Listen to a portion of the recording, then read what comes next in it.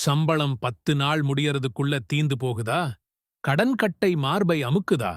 ஒரே ஒரு துவா ஒரு சாதாரண கடை ஊழியரின் வாழ்க்கையை 100 நாளில் எப்படி தலைகீழா மாற்றியது தெரியுமா?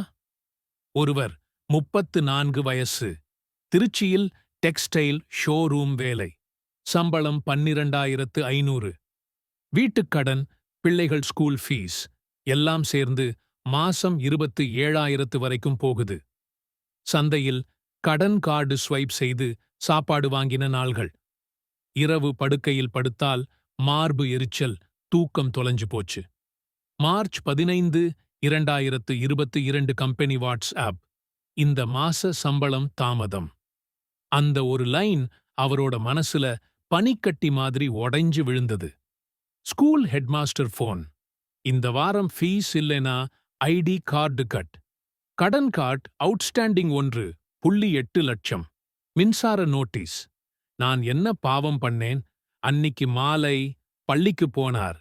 மனசு காயமான பாட்டில மாதிரி மூழ்கி மிதந்தது. அங்க ஒருவர் ஒரு துஆவை சொல்லிக் கொடுத்தார். அல்லாஹும்ம இன்னி அஸ்அலுக மின் ஃபத்லிக வ ரஹ்மதிக் ஃபஇன்னஹு லா யம்லிகுஹா இல்லா அன்த. யா அல்லாஹ், உன்னுடைய அருளையும் கிருபையையும் கேட்கிறேன். நிச்சயமாக அதை நீயன்றி வேறு யாரும் உரிமையாக்கிக் கொள்ள முடியாது. இந்த துஆ மன அமைதி கொடுக்கும். மன அமைதி இருந்தா ஃபோகஸ் வரும்.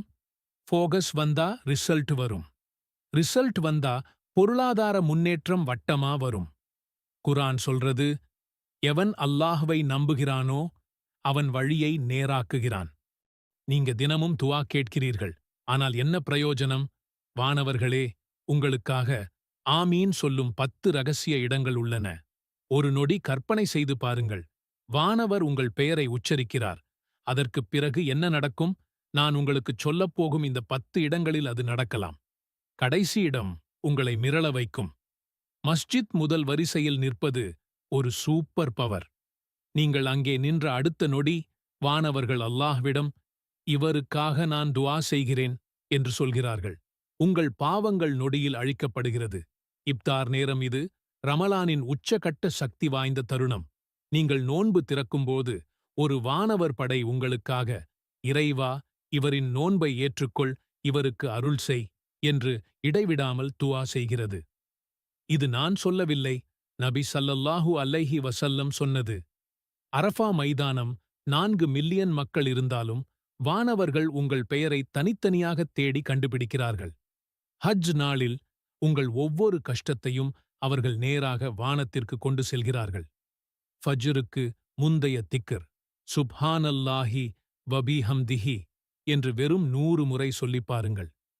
அந்த அதிகாலையில் வானவர்கள் உங்கள் பெயரை மேகங்களில் எழுதி அல்லாஹ்விடம் எடுத்துச் செல்கிறார்கள். இது ஒரு கேம் சேஞ்சர். சகோதரருக்கான ரகசிய துஆ.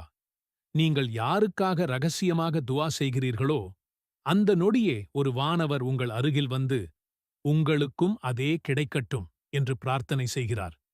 இது ஒரு பையன் 1 get 1 ஃப்ரீ ஆஃபர் மாதிரி. நீங்கள் குர்ஆனை ஓதும் ஒவ்வொரு நொடியும் வானவர்கள் வேலையில் இறங்கிவிடுகிறார்கள். அவர்கள், அல்லாஹ்வின் வேதத்தை ஓதும் இந்த நாவுக்கு சாந்தி உண்டாகட்டும் என்று பிரார்த்தனை செய்கிறார்கள். ஒவ்வொரு வார்த்தையும் ஒரு ஆசீர்வாதம். உங்கள் சஜ்தா எவ்வளவு நீளமாக இருக்கிறதோ அவ்வளவு வேகமாக வானவர்கள் உங்கள் கோரிக்கையை வானத்திற்கு கொண்டு செல்கிறார்கள். உங்கள் தலையை தாழ்த்துங்கள், உங்கள் கோரிக்கைகள் உயரும். நீங்கள் 33 முறை சுப்ஹானல்லாஹ் சொன்னவுடன் வானவர்கள் உங்கள் பாவப்பட்டியலை எடுத்து காற்றில் கிழித்து எறிகிறார்கள். இது பாவங்களை அழிக்கும் அல்டிமேட் டெக்னிக். நீங்கள் யாருக்கும் தெரியாமல் ஒரு தர்மம் செய்கிறீர்கள். ஆனால் வானவர்கள் அதை பதிவு செய்கிறார்கள்.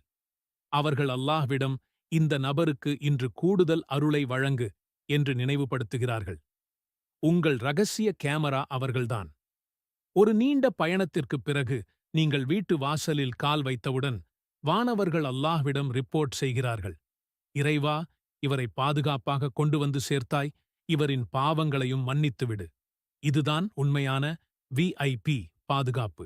இந்த 10 ஹேக்குகளை இன்றே பயன்படுத்தத் தொடங்குங்கள். அல்லாஹ் நம்முடைய முயற்சிகளை ஏற்றுக்கொள்வானாக. வானவர்கள் நமக்காக பிரார்த்தனை செய்வார்களாக. உங்க பிரார்த்தனைகள் வெறும் காத்தோட காத்தா போகிற மாதிரி உணர்றீங்களா?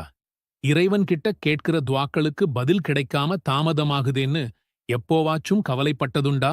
நம்மள பல பேருக்கு இந்த அனுபவம் இருக்கும். ஆனா ரொம்ப எளிமையான, அதே சமயம் சக்தி வாய்ந்த ஒரு அமல் இருக்கு. அது உங்க துவாக்கள் எல்லாம் இறைவன் கிட்ட சீக்கிரமா போய்ச் சேர ஒரு சாவியா இருக்கலாம்னு உங்களுக்கு தெரியுமா? ஆமாங்க. அந்த அற்புதம் இஷா தொழுகைக்குப் பிறகு நாம தொழுற வித்ர் தொழுகையில தான் ஒளிஞ்சிருக்கு. இன்னைக்கு நாம ரொம்ப முக்கியமான ஒரு விஷயத்தை பத்தி பேசப் போறோம். அதுதான் வித்ர் தொழுகை. இந்த தொழுகை வெறும் ஒரு சுன்னத்தான வணக்கம்னு மட்டும் நினைச்சிடாதீங்க.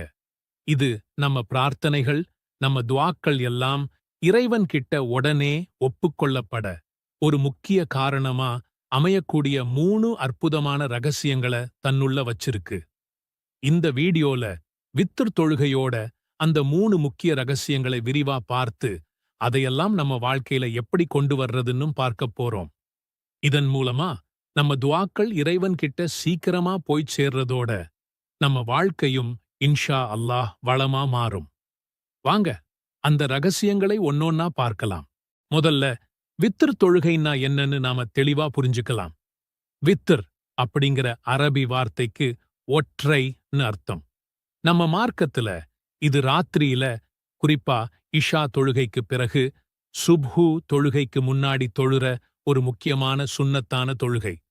சில இஸ்லாமிய அறிஞர்கள் இது வாஜிப், அதாவது கட்டாயத்துக்கு பக்கத்தில் இருக்கிற ஒரு முக்கியத்துவம் வாய்ந்ததுன்னும் சொல்றாங்க.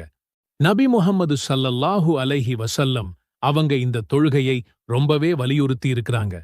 அவங்க சொன்னாங்க, அல்லாஹ் ஒற்றையானவன், அவன் ஒற்றையை விரும்புகிறான். எனவே குர்ஆனை உடையவர்களே வித்ர் தொழுங்கள். இந்த ஹதீஸ் வித்ர் தொழுகையோட முக்கியத்துவத்தை நமக்கு நல்லா உணர்த்துது. இன்னும் நபி ஸல்லல்லாஹு அலைஹி வஸல்லம் அவங்க சொன்னாங்க, யார் விரும்புறாரோ அவர் 5 ரகத் வித்ர் தொழட்டும். யார் விரும்புறாரோ அவர் 3 ரகத் வித்ர் தொழட்டும். யார் விரும்புறாரோ அவர் 1 ரகத் தொழட்டும். இதிலிருந்து நாம 1 ரகத், 3 ரகத், இல்லனா 5 ரகத்னு ஒற்றைப்படையா வித்ர் தொழுகையை நிறைவேற்றலாம்னு தெரியுது. இருந்தாலும் 3 ரகத் தொழுறதுதான் பொதுவா வழக்கத்துல இருக்கு. வித்ர் தொழுகையோட நேரம் இஷா தொழுகைக்குப் பிறகு ஆரம்பிச்சு அதிகாலை சுப்ஹ் உண்மையான வைகரைக்கும் இருக்கு.